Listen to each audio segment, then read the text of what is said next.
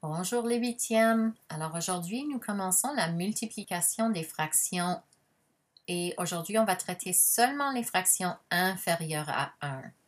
Une grande différence entre l'addition et la soustraction des fractions et la multiplication des fractions, c'est qu'ici, il ne faut pas trouver un dénominateur commun, mais il faut aussi multiplier les dénominateurs, comme vous allez voir. Alors, la règle pour l'addition et la soustraction est très différente que pour la multiplication.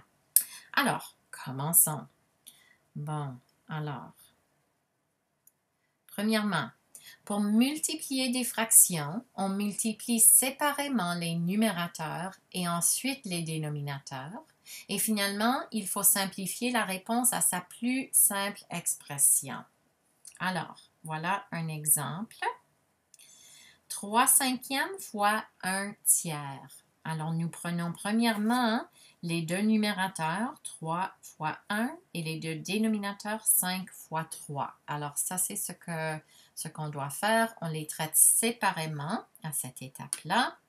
Et comme je vous ai montré, pas de dénominateur commun.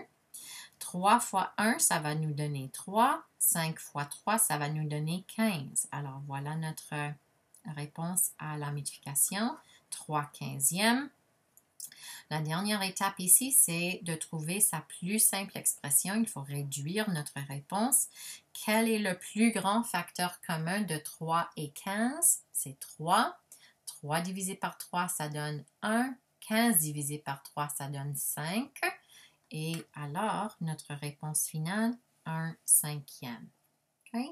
Alors, n'importe quoi qu'on fait au numérateur, on doit faire la même chose au dénominateur si on simplifie, si on trouve une fraction équivalente, par exemple.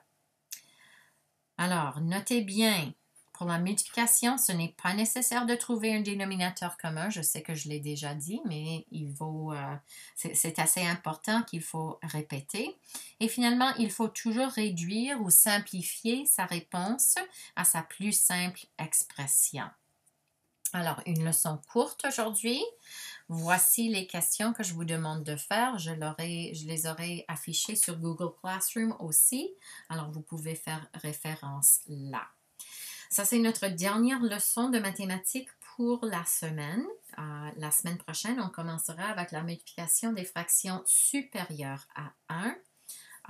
Comme d'habitude, si vous avez n'importe quelle question, s'il vous plaît, envoyez-moi un courriel. J'essaie de vous répondre aussitôt que possible. Et j'aime bien avoir de vos nouvelles. J'espère que tout le monde va bien. Prenez soin de vous, de vos familles et passez une bonne fin de semaine. Merci beaucoup les amis. Bye bye.